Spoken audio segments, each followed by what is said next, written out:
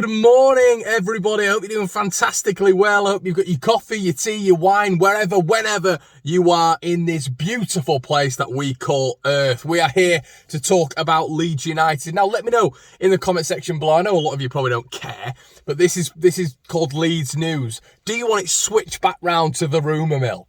I sort of missed the rumour mill. Just the intro to the rumour mill as well. It just got a little bit of a twang to it, hasn't it? But anyway, I hope you're all doing really well. And we're back with some news. Listen, a bit of big news this morning. A bit of big news. So stay tuned till the end. We'll obviously have your Southampton chat at the end. So make sure you keep watching this, guys. I know you've been viewing this for the full duration, which is great. I've been watching you guys on the analytics, and thank you so much. If you would, before the video starts, guys, please like. And if you're not subscribed already, what are you doing? Do us a favour. There's 46% of you who aren't subscribed and watched, excuse me, every single video. 46% of you, do us a solid and just hit that big red button, please. It means the world. Thank you so much. But anyway, Leeds news. Leeds United have made contact with Nicola Tagliafico. Now, we covered this on the rumour mill, coincidentally, about 6 weeks ago. About 6 weeks ago about Nicola Tagliafico. Now, this would be massive. This would be a huge signing. Now, the interesting talking point with this particular story that is reported by AS, by the way. We're not talking about the usual culprits. It is AS. There's been things that have been developing in this story now. Allegedly, according to this newspaper, Leeds have made contact. Mark Overmars, the director of football, has also come out and said that they will not stand in his way. Dusan Tadic has also come out and essentially said what we were talking about yesterday, that it's about the team, not the individual. Two damning statements, really, when referring to a player potentially moving on. You and I both know, guys, that within football, the politics is rife. And this is really interesting. But not only that, but they have identified AZ Alkmaar's Owen Wijndal, I think Wijndal is the pronunciation, as a replacement, which is huge. And apparently they are making moves with Wijndal right now. So, yeah, that all stands into play about Tagliafico leaving. We've not heard any more advanced rumours about Man City being interested. We've not heard any more advanced rumours about Man United being interested in making a move. But Leeds have allegedly made contact. ET, phone home. You know what I'm talking about. So Leeds still progressing for that left back. Leeds looking at that left back. Is it going to be Roma Perot? Is it going to be Nicola Tagliafico? I tell you what, I am excited. What a summer it's going to be, guys. Leeds are going to be spending big.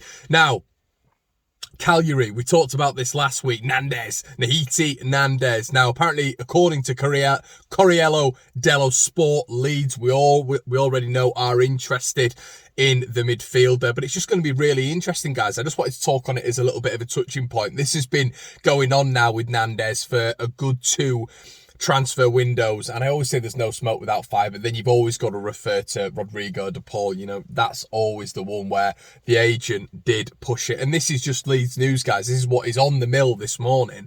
But allegedly, Leeds are still keeping interest rife with Nandez. And the reason behind that is because Leeds allegedly want competition for Calvin Phillips.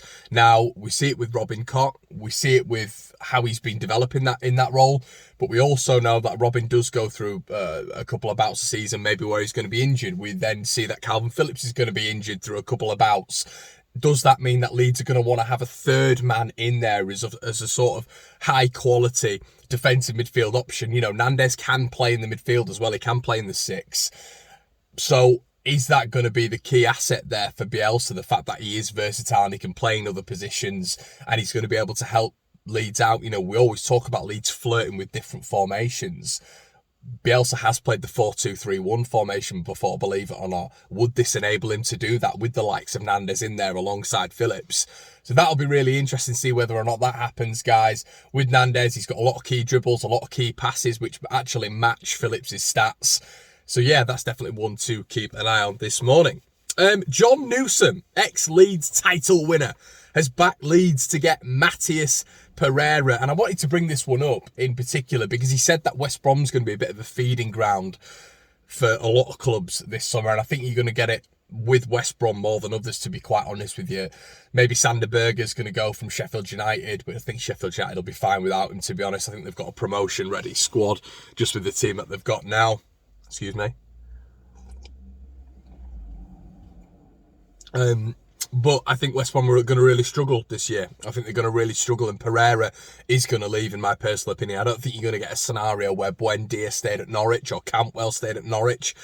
I don't think West Brom are that sort of club. You know, I think it's going to be a big sell-on for the likes of Pereira and potentially Diangana, of course. So, yeah, I think the reason Newsom brought this up is because he's identified this as a replacement for Roberts. There's loads of stuff at this moment in time that apparently Tyler Roberts has turned down a contract. We don't know if he's been offered a contract. There's rumours that he has been offered a contract. But yeah, whatever's going on with Tyler Roberts, even if Tyler Roberts is here, I would look to bring in another individual who can play Tyler Roberts' role. I think we're all sort of keen on that one. So yeah, interesting comments there from John Newsom. Now the main topic of this video, Cunha. Now we were talking about him, Hertha Berlin, central attacking midfielder, versatile, left, right, centre forward, beautiful goals against Dortmund, Leipzig, whoever, absolute player, revered around Europe as one of the high pressers, but one of the high quality players as well. Someone who is in Leeds' price bracket, is in Leeds' interest bracket as well. And this is only confirmed last night. Now, we've been speaking for ages on Leeds News about rumours, and rumours intensify, don't they? But we hear them from similar sources, don't we? Let's be honest, we hear them from similar sources. Now, a German Sky Sports journalist, Max Bielefeld, came out and said that Leeds want Cunha. You know, he said that Leeds want Cunha, and Leeds, as we said about a week ago now, guys, have been following the player for months. And alongside that, this is the saga that we're going to be getting into, guys, isn't it? This is the beautiful social media saga. Cunha then went on to like a tweet about Leeds' interest. Now, we heard this also with Rodrigo De Paul, and ironically, he's not a similar player to De Paul, because I think Cunha would fit into our system really well, because he's someone with bags of potential, with a really, really high press, high energy game. De Paul isn't that. De Paul's more luxury, a playmaker, someone who can make things happen out of nothing.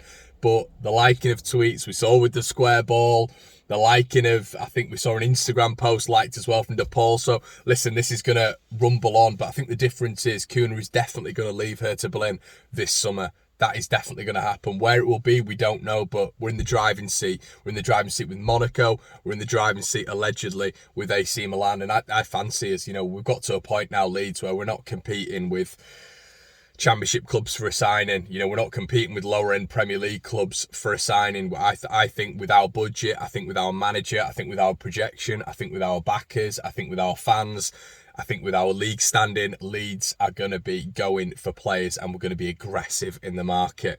And I think we have blueprints of players that have done remarkably well, that are going to attract players like Cunha.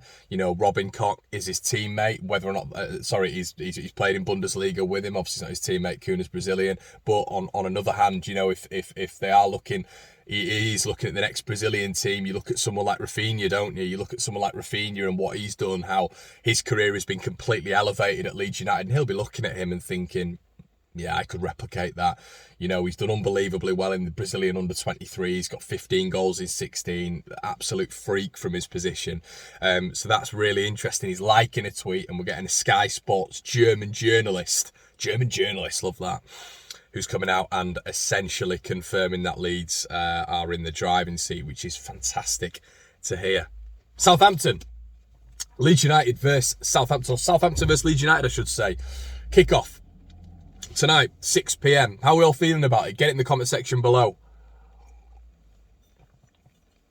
I'm excited about this one. I really am. I feel like, weirdly, the pressure was never on, but because I watch Leeds and I'm so intense when I watch Leeds, I'm a horrible person to watch Leeds with, because I get way too involved. People who've been to Leeds games with me will testify to that, and even just watched it in pubs or homes or whatever. But I'm not intense about this one. I'm not, you know, Southampton versus Leeds.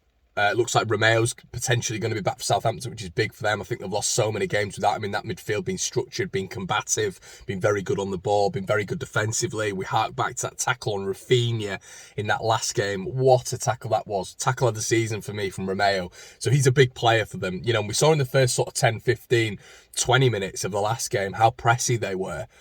But Burnley were as well. You know, Burnley were at the weekend, and we dealt with that. And that's a real evolution of Leeds' play. Leeds' play this season. We weren't able to deal with it, in my opinion, as effectively at the start of the season. I always think about Leicester. Leicester's one, and listen, I know that the teams are on a different trajectory, really, but I always think of Leicester at Ellen Road when they were high pressing in their formation, and we really struggled to deal with it. Balls were getting kicked out of play. Leeds weren't able to retain possession. I still think that's there. I think we've just got to, of course, you know, we're naturally going to be getting better players, you know, but I think the involvement of Llorente, who's a very good ball player. I think now the interesting factor of Rodrigo coming back to full fitness. Click's our most intense pressing player. I can't believe his turnaround. You know, I was the one who was saying this could be the end of Click at the end of the season. I just didn't see a way back for him, but his comeback has been incredible. But Bielsa was saying that he's sort of leaving him for the Euros, which is interesting because Bielsa was all about not being experimental and wanting to play his strongest squad always. And I think Click could have been really good for this game, but it looks like he's not playing. Whether or not that means that Pablo Hernandez is going to slot absolutely perfectly into his position, I don't know. That'd be nice to see. I think we're going to see that at the West Brom game more than ever, to be quite honest with you. But yeah, I see a really strong Leeds side going for this one. I see us being intense. The crowd factor is going to be interesting. You know, when we played Chelsea down at Stamford Bridge, I do think the crowd made a big impact. Watched Barnsley last night. Obviously, we had the crowd there. I've watched Bournemouth as well, the crowd there. The crowd makes a massive impact, and we're going to see a real view into next season in the Premier League when crowds are there. And I think naturally that's going to give Southampton a boost this evening. I think you'd be naive not to think it would. I think the crowd, in any circumstance, the team's 2-0 down, that last 10 minutes, the crowd gives them the boost. Come on! It's what happens in football. It's the beauty of football. It's the beauty of fans. So yeah, I think that's going to play an important factor tonight. If Romeo's back, that's going to play an important factor. We've got to always love the fact that any point in the Premier League is a good point, in my personal opinion. And that is why I'm going to go for a 2-2. I'm going to go for an entertaining game. I'm going to go for a really brilliant performance from Leeds United. I think they might take the lead. I think they might go 2-1 ahead, but I think Leeds are going to claw it back. I think it's going to be 2-2. They're going to be much improved since the last game. I think they played the wrong style, but equally I think Leeds played a lot more direct, and I think they made a conscious decision to go more direct, and that really worked out for Leeds. And that was sort of the first stages of this pragmatic approach that we saw, and it really worked out for Leeds. I'd love to see some flick-ons from Bamford. I'd love to see Harrison and Rafinha judging those flick-ons and going in on behind. We need to have another big game from Jackie Harrison. He's been phenomenal